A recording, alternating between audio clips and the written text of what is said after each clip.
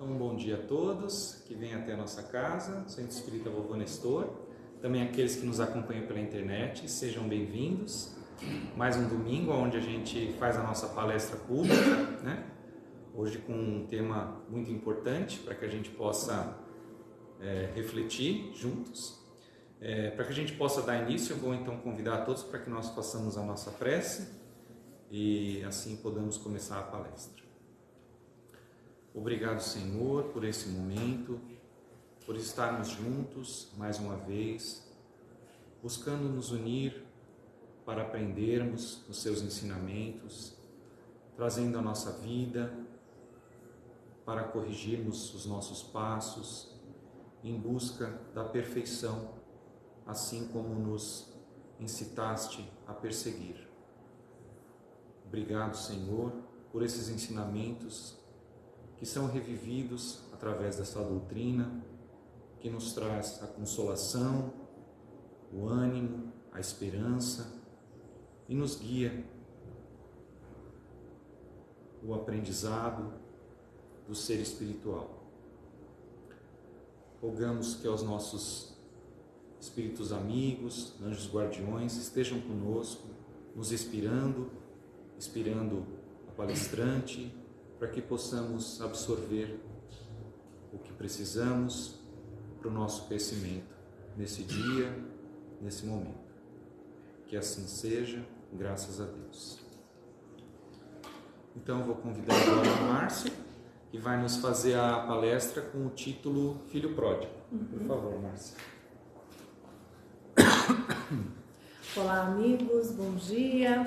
É sempre um prazer estar aqui no Vovô Nestor mais uma vez, estar com vocês aí pela internet.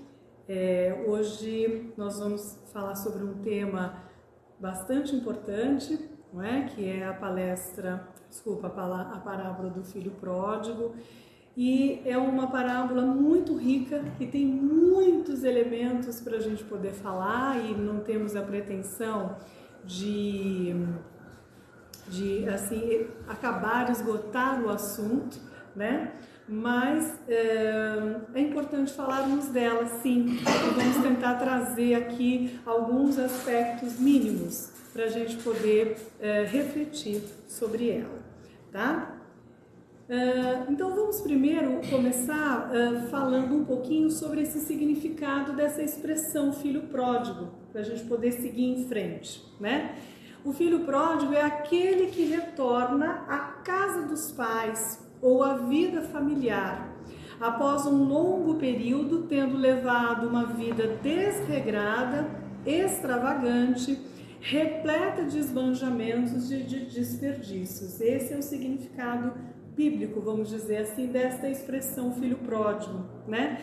E onde que a gente encontra essa parábola? Ela está no Evangelho de Lucas, capítulo 15, versículos 11 a 32, que faz parte de uma sequência de 3 parábolas, né? Que fala sobre perda e redenção. Depois, ao final da parábola, a gente vai entender por que ela está dentro desse grupo de parábolas. Nós vamos então falar um pouquinho sobre a parábola, porque talvez tenham pessoas aqui que não conheçam em detalhes, né? E a gente vai passar um pouquinho então sobre ela. Jesus estava então no meio do povo, né? Estava ali os publicanos e pecadores, né? Como seguir aqui o texto bíblico, e os fariseus e os escribas também. E eles estavam bastante incomodados porque Jesus estava ali comendo com todo tipo de gente, com os pecadores, né? Então eles estavam ali resmungando um pouco sobre isso, e ele então começa a parábola do filho pródigo. Então ele diz que assim vos digo que há alegria diante dos anjos de Deus por um pecador que se arrepende. E aí ele começa: um homem tinha 2 filhos, né? Um dos filhos, o mais moço, pede para o pai partir os bens, porque ele queria a parte dele da herança. Ele pega a parte dele da herança, vai embora, vende tudo, transforma a herança em dinheiro, né? E em pouco tempo ele desperdiça todo esse dinheiro. E aí ele fica numa situação bem ruim, né? Começa a passar fome, uma pessoa lá da cidade onde ele estava acaba dando um espaço para ele de trabalho, né? E ele então começa a cuidar dos porcos. Depois nós vamos ver o significado disso, né? Do cuidar dos porcos. E ele estava com tanta fome, né? Que ele nem conseguia ter acesso às bolotas que eram feitas para os porcos comerem, que era uma alimentação, era o pior do que se podia ter de alimentação, era aquilo que era fornecido aos porcos. E nem isso ele conseguia ter acesso para comer.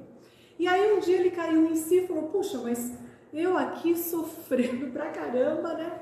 E os funcionários do meu pai lá numa vida muito melhor do que essa vida que eu tô vivendo aqui. E aí ele cai em si e levanta-se, né? Levantar-me-ei e irei ter com meu pai e vou dizer-lhe, pai, pequei contra o céu e perante ti. Então ele toma um momento de consciência, de culpa, de arrependimento e segue então para conversar de retorno à casa do pai. Ele pensa, eu vou dizer para o meu pai que eu não sou digno de ser chamado seu filho, mas eu vou me tornar então um dos seus funcionários, dos seus servos. E ele então tem a atitude, né, do levantar-se, isso é muito importante, a gente vai ver ao longo da nossa reflexão. E quando ainda ele estava longe, isso é uma questão muito importante da parábola, ele avista o pai no meio do caminho, não é? E o pai vem alegremente buscá-lo e manda então que o vista, né? Que ele seja bem cuidado, bem tratado, né? E ele diz para o pai, pai, eu pequei contra o céu e perante de ti, não sou digno de ser chamado seu filho. Mas o pai diz para os seus servos, traga o que há de melhor, o anel que tem um significado, as sandálias novas que tem um significado também, não é? Vamos matar um boi, não é uma ovelha, é um boi. Para a época, matar um boi tinha um significado realmente de uma grande festa, de uma grande comemoração, né? Porque este meu filho estava morto e reviveu, tinha se perdido e foi achado, né? E então todos começaram a se alegrar. Mas o filho mais velho, que tinha ficado trabalhando com o pai, quando volta para casa fala, mas o que está acontecendo aqui, né? Ouviu festa, música, mas o que está acontecendo aqui? E aí ele pergunta, né? E aí o servo diz, veio teu irmão e teu pai matou um bezerro, não é? Porque o recebeu são e salvo. Mas ele se indignou com essa situação e nem queria entrar na festa, né? Ele disse, puxa, eu estou aqui servindo ao meu pai há tantos anos, meu pai nunca mandou matar um boi para mim, nunca transgredi as leis dele e agora ele se alegra com o retorno do meu irmão depois de tudo que o meu irmão fez? Depois nós vamos pensar um pouquinho nessa atitude desse filho, né? E o pai disse, filho, tu sempre estás comigo e todas as minhas coisas são tuas. Mas era justo alegrarmos, não é? Por causa desse teu irmão que estava morto e reviveu, tinha se perdido e se achou. Então vamos passar por alguns aspectos da parábola, né? Nós temos, como eu falei, nós temos muitos aspectos aqui para a gente conversar, mas vamos escolher aqui alguns deles. O primeiro aspecto é esse aspecto da divisão dos bens. Quando esse filho pede para o pai dividir os bens, é como se ele estivesse renegando essa família, renegando esse pai, né? Para mim, você não existe mais, você não tem importância nenhuma, você está morto. Eu quero a minha parte da herança e eu vou me embora. Então, aqui já fica a nossa primeira reflexão, né? Ele ficou deslumbrado pelo que existia fora, né, o mundo, a materialidade fora. E aqui fica a pergunta: quantas vezes a gente tem feito isso, né? A gente se interessa pelas questões do mundo, se interessa pela materialidade, pela ilusão, né, do que se pode usufruir lá de fora, e deixamos a casa do Pai, não é? E aí o filho então vende tudo, o que na verdade naquela época seria um pouco difícil de acontecer, pega o dinheiro, ele foge, porque na verdade a aldeia de onde ele partiu também naquela época não aceitaria o retorno dele, né? Porque é como se ele também tivesse renegado toda aquela sociedade que estava lá. Então, veja, no retorno dele, eles participaram da festa de retorno dele que o pai proporcionou. Mas, na verdade, perante a cultura daquela época, ele não seria aceito, né? Então, ele passa a cuidar dos porcos. Qual seria essa identificação do cuidar dos porcos? Função extremamente humilhante para a cultura da época, né? Então, o judeu não cria porco, né? Ele não se alimenta do porco, para ele é um alimento absolutamente impuro. Então, aqui a gente pensa, né, que ele chegou no fundo do poço, não é? Ele quis sair para o mundo, quis buscar as regalias do mundo, né, as possibilidades do mundo, mas chegou no fundo do poço, que foi ter que cuidar dos porcos e nem ter acesso àquela bolota de comida dos porcos, né? E aí a gente pensa, quanto que às vezes a gente fica ali, né, no caminho ali, insistindo em determinadas ações, insistindo em determinadas vontades, não é verdade? E a gente fica com o quê? Com a dor e o sofrimento. É isso que vem de retorno, quando a gente insiste, não é, em estar longe da vontade do Pai, insiste em estar longe das suas leis. E aí vamos pensar um pouquinho então no que significado da herança. O que significaria essa herança do Pai, não é? Essa herança é uma herança eterna que o Pai Deus nos possibilita, não é verdade? Qual é a herança que nós vamos receber? A herança da felicidade eterna, não é? Se nos mantermos ali no caminho, dentro da vontade de Deus, não é? Dentro das suas leis, o que a gente vai colher como herança é felicidade, não é? Felicidade eterna. Essa é a herança que o Pai vai oferecer a nós no final dessa trilha, não é? E então esse filho, ele percebe que aquela herança material, não é? O viver no mundo, nas ilusões, só causou a ele perdição, dor e sofrimento. Por quê? Porque ele se afasta drasticamente do caminho de Deus. Ele se afasta do Pai, não é? Ele renega o Pai. Não me interessa quem seja esse Pai. Eu não o considero mais meu Pai. Será que estamos pensando em Deus dessa forma, não é? Pensando que Deus está lá distante, lá num trono, lá nas alturas, e que eu não tenho acesso a Ele, por isso Ele não me interessa, Ele não faz parte da minha vida. Como será que a gente está encarando Deus em nossa vida? Ou a gente entende que somos centelha dEle e que por isso Ele habita em nós, habita em cada fibra do nosso corpo, em cada fibra do nosso espírito, não é? E Ele habita em cada fibra de tudo do universo. Então não há como se distanciar dele, porque Ele está em nós, não é? Então ele toma essa consciência, né, do que são os valores verdadeiros, que não era aquela herança material. Ele toma consciência de que voltar à casa do pai e permanecer com o pai, isso sim é a felicidade que ele deveria buscar. Então, ele percebe que a paternidade é que é o bem eterno, né? E que essa herança é um valor muito precário, que essa materialidade é só uma ilusão.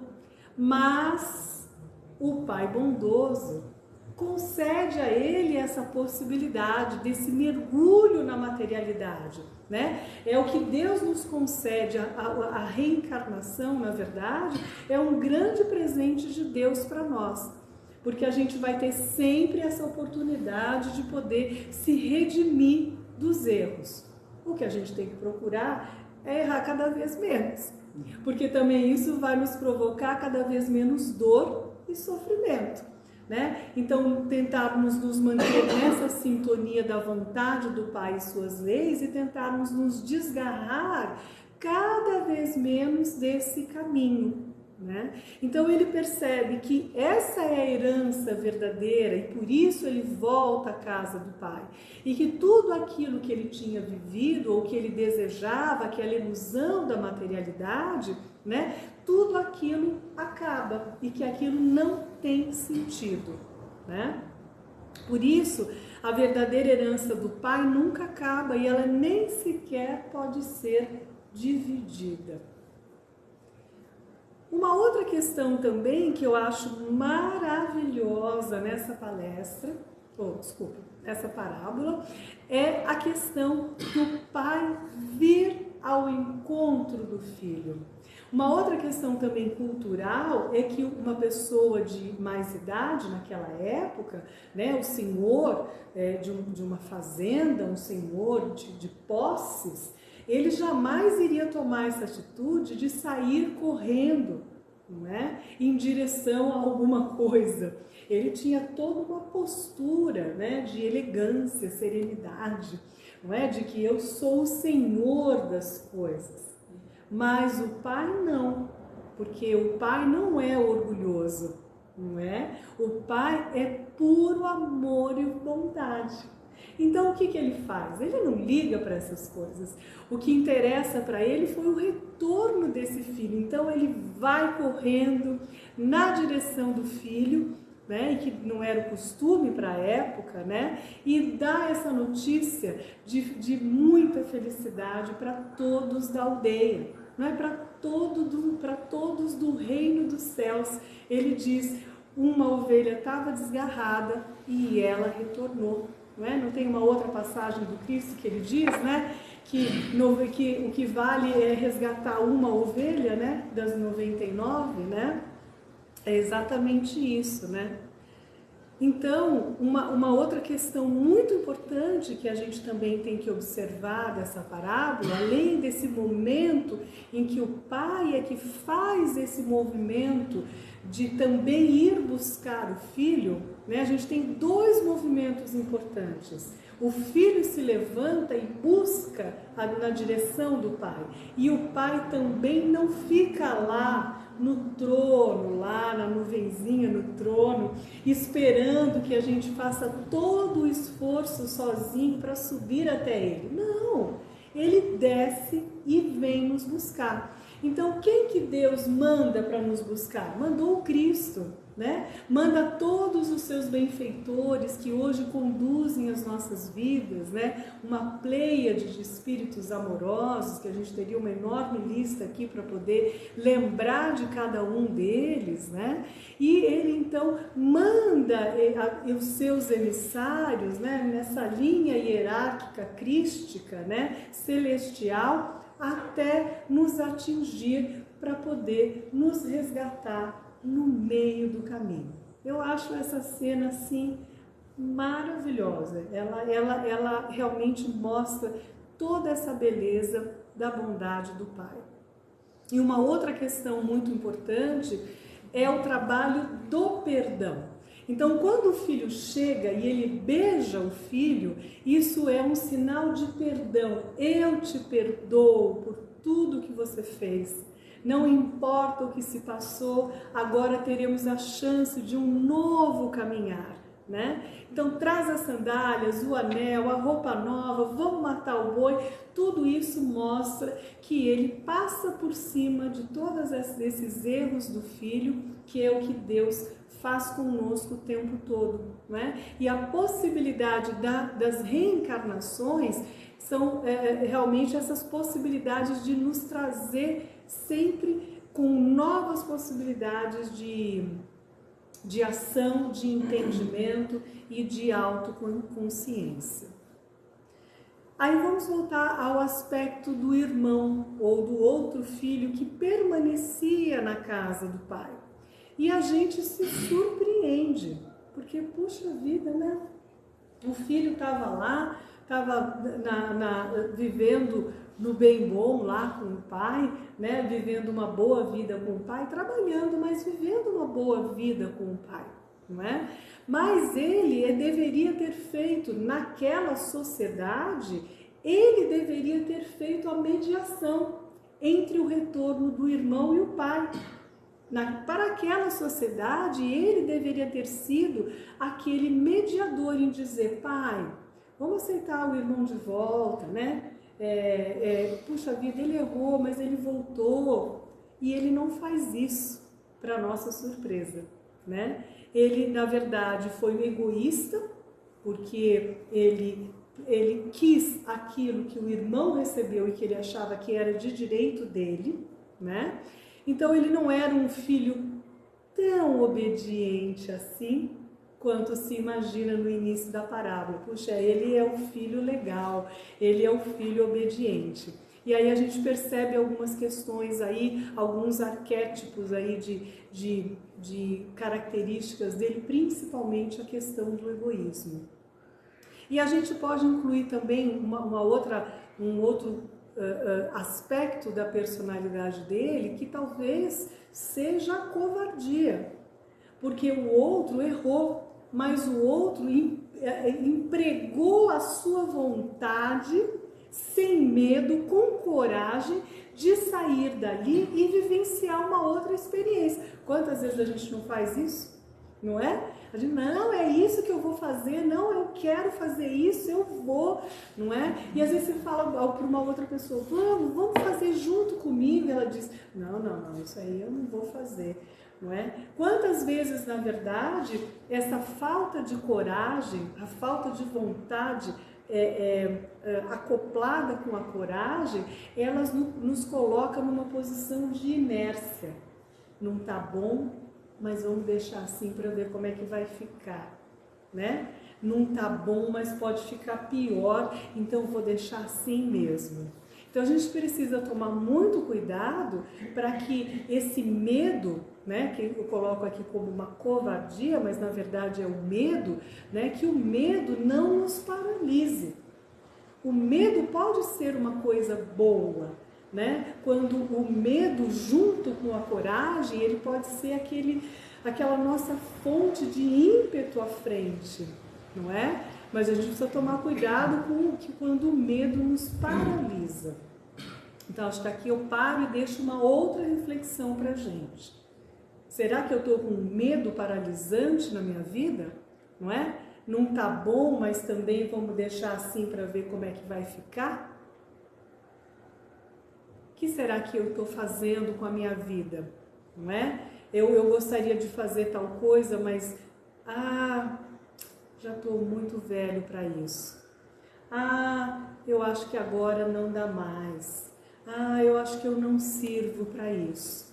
E a gente vê quantas histórias de superação maravilhosas, né? A gente hoje, com a questão das redes sociais, de acordo para onde a gente aponta a nossa antena, a gente vai ver muita coisa boa, né? E a gente vê muitas histórias de superação e a gente fala, nossa, se eu estivesse na situação dele, eu não teria conseguido, né? Como que ele conseguiu ultrapassar esse momento tão difícil, tantas dificuldades, e conseguiu fazer alguma coisa boa, uma coisa interessante? Então, a gente precisa pensar, Será que a gente está num estado de medo paralisante ou não? Né? Ou a gente tem um certo medinho, um certo friozinho na barriga, né? Mas a gente coloca a coragem e segue em frente, porque a gente tem certeza que nós estamos no caminho certo, né? No caminho guiado por Ele, guiado por seus benfeitores. A gente fala, não, eu vou em frente para ver onde é que vai dar. Não é verdade? Então, vamos seguir aqui. Então, o filho, ele se omite, né, nessa mediação. E por isso, os dois filhos cometeram as faltas. Muitas vezes a gente vê falar sobre essa parábola e às vezes a gente se esquece, né, de falar sobre esse filho que ficou e a atitude que ele teve em relação a isso, né, essa indignação, né. E aí, ele, então, tudo isso é guiado pela inveja, né, que ele ficou em relação ao irmão. Então, a gente vê que o pai tem bondade sem limites, né, que a sua caridade é infinita. Então, a gente tem um filho obediente, que na verdade tem esse perfil egoísta. A gente tem o filho desobediente, que na verdade é o filho avarento, o filho que se perde na materialidade, na ilusão da materialidade, que somos nós aqui, a grande parte da humanidade terrestre. Temos o pai como Deus, né? Então,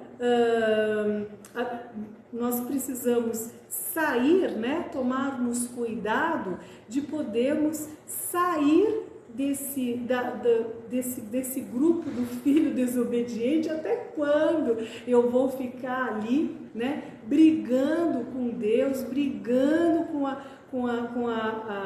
com as suas leis, né, brigando com a sua bondade, achando que eu sou melhor, orgulho e egoísmo, né? Que eu sou melhor, eu que sei as coisas para minha vida, eu é que toco a minha vida, não preciso de ninguém. Aqui também acho que vale uma boa reflexão da nossa parte, né? Então, o fundo do poço, né? O filho desobediente, né? O filho inconsciente sobre a grandeza do pai, chega ao fundo do poço por causa de orgulho e egoísmo, né? O que afasta da lei e gera nele dor e sofrimento. E nenhum deles é abandonado pelo pai, né? O pai amorosamente resgata os dois filhos, não importa a atitude que eles tiveram, não importa o que eles falaram, não importa o que esse filho que ficou, a atitude que ele teve, ele carinhosamente, amorosamente resgata esses dois filhos, né? E esses filhos, depois de passarem por essa experiência dura do mal que eles praticaram, né, eles voltam à casa do pai arrependidos, né? Adaptam-se à vontade divina e caminham para destinos felizes que estão reservados a eles, que estão reservados a nós. Nós estamos fadados, não é? Que bom! Esse é o nosso fim, sermos felizes na casa do Pai. E tomamos consciência, eles tomam consciência, e a gente também tem que tomar essa consciência de firmeza, né? De fé mesmo, de confiança na bondade e no amor de Deus. E aí é muito interessante, porque um outro ensinamento que Jesus também nos traz com essa parábola, né, é mostrar que não há sofrimento eterno, não é? Que Deus justo, sábio, misericordioso, né, tem as suas leis perfeitas, e essas leis sempre nos dão novas oportunidades. Então Jesus acaba com aquela ideia das penas eternas, também nessa parábola. Olha que rica, né, essa parábola, porque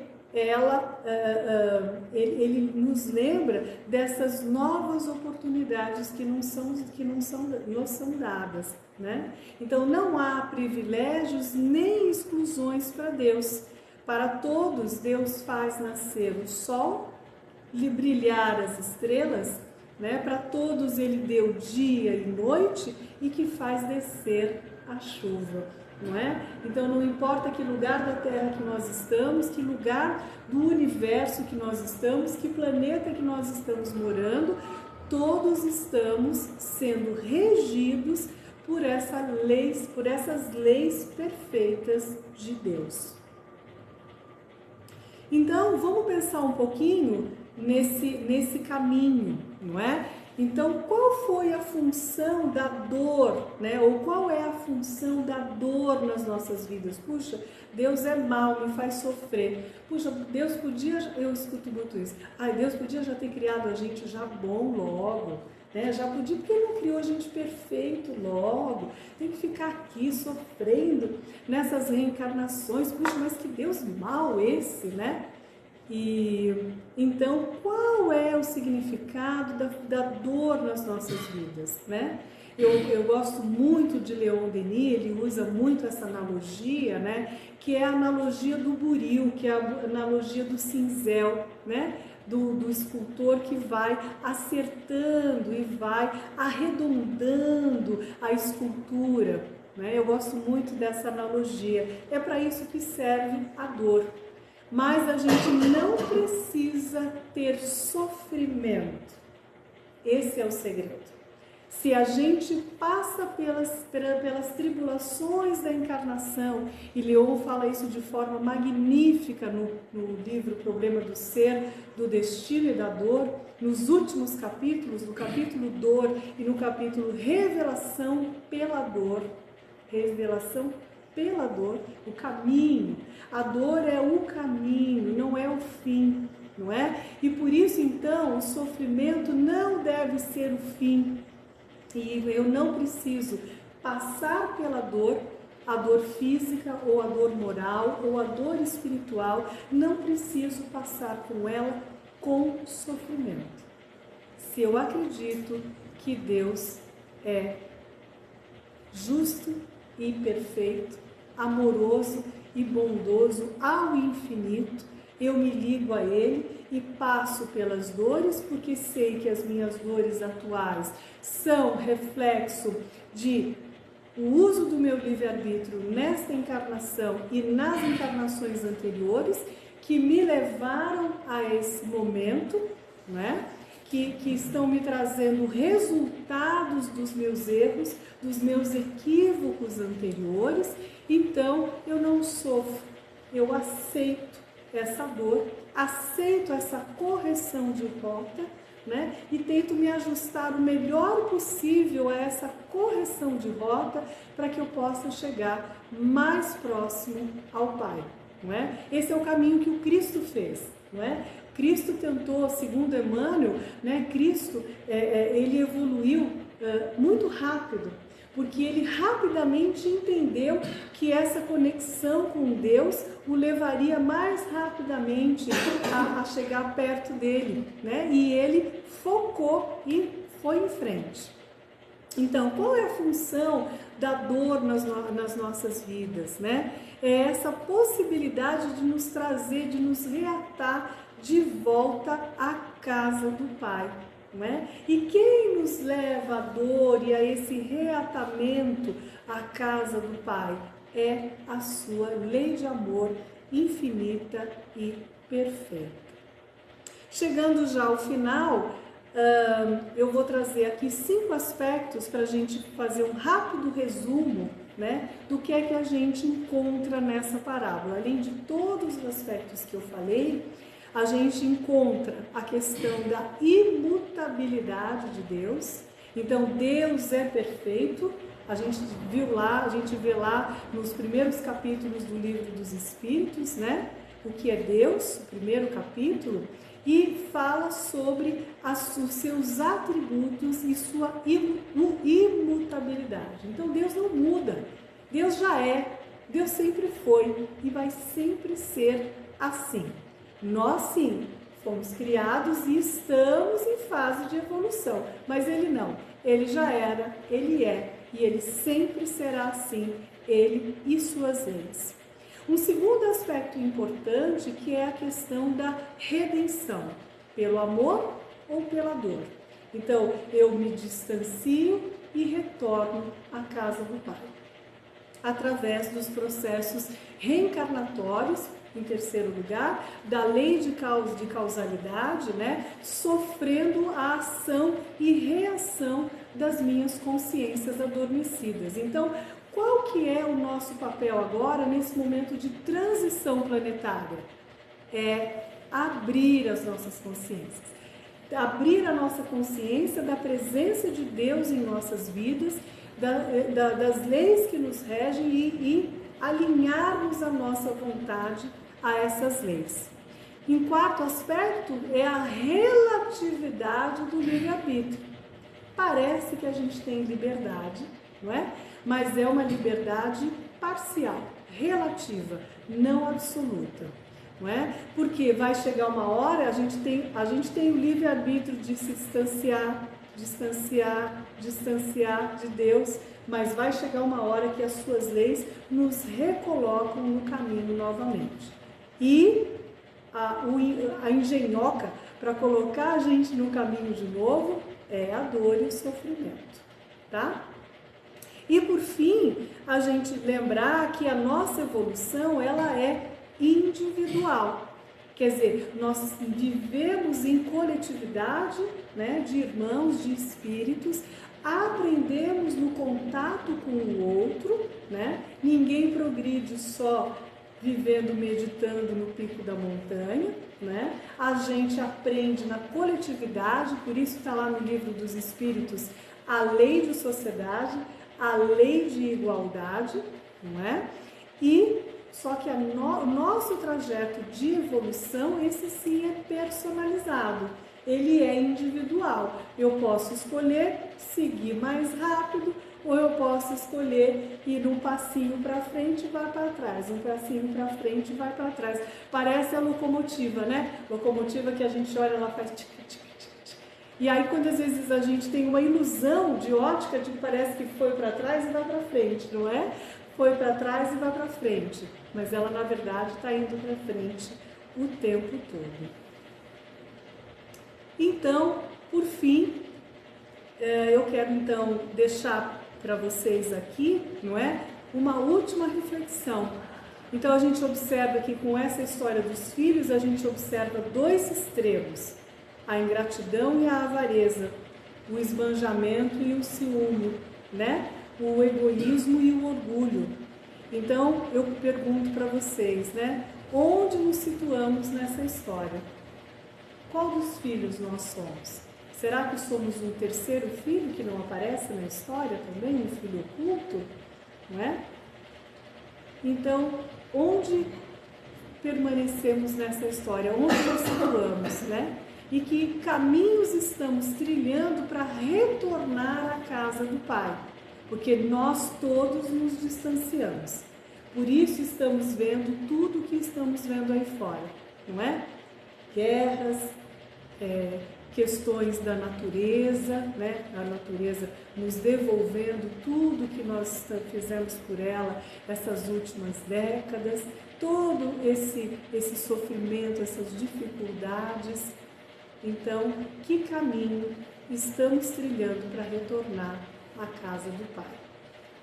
Eu quero terminar e quero colocar essa leitura do livro Fonte Viva, né? Psicografia de Chico Xavier por Emmanuel.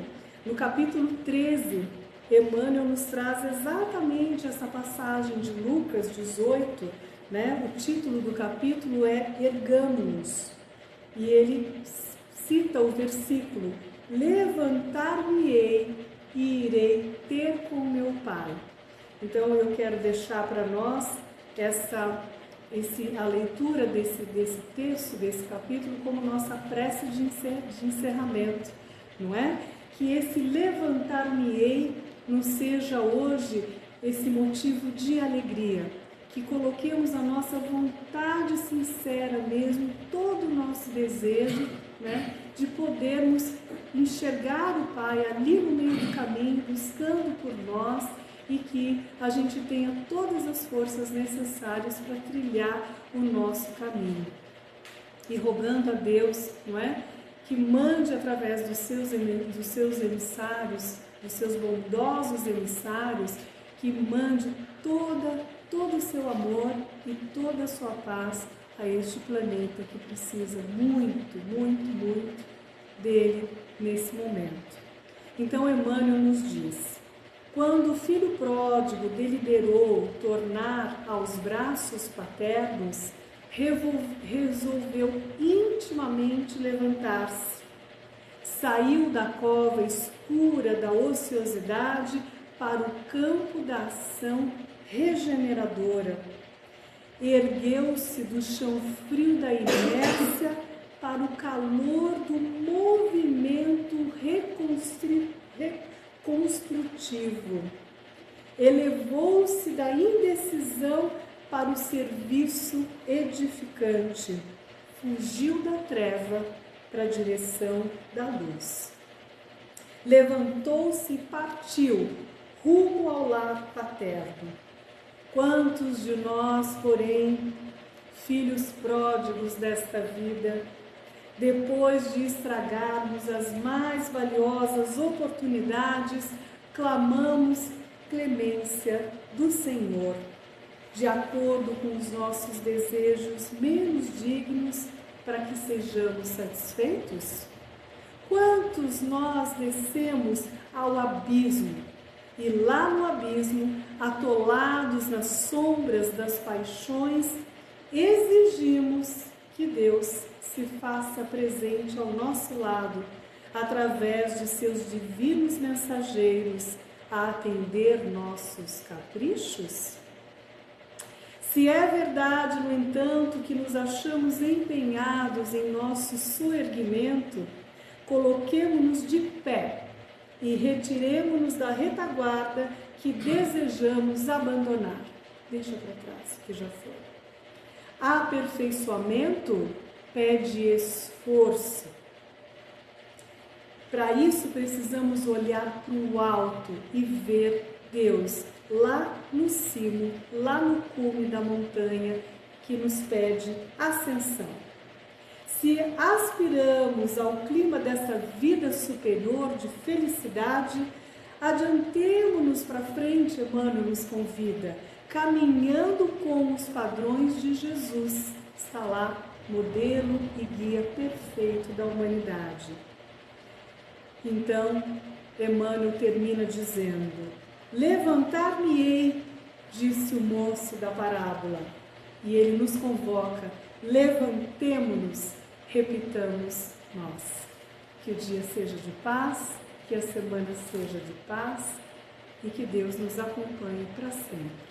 Obrigada por estarem comigo, estarem conosco aqui presentes e vocês todos aí pela internet.